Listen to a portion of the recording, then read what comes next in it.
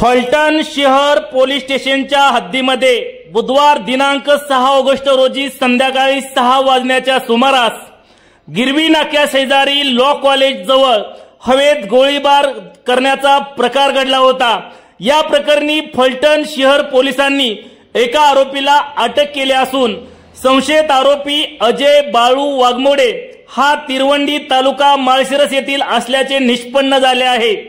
फलटण शहर पोलिसांनी त्याला ताब्यात घेतले असता त्याची झाडाझडती केली असता त्याच्या कमरेला 1000 रुपये किमतीचे एअरगन पिस्टल आढळून आले आहे।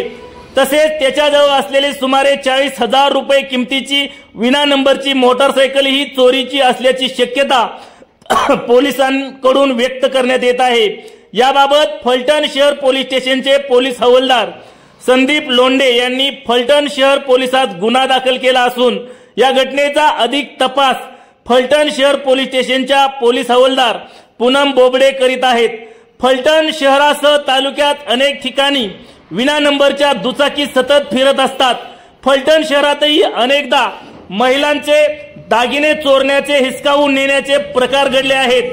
फलटण शहर व ग्रामीण पोलिसांनी वारंवार कोम्बिंग ऑपरेशन राबवून अशा दुचाकी यांचा बंदोबस्त करण्याची मागणी आता ग्रामस्थांमधून होत आहे।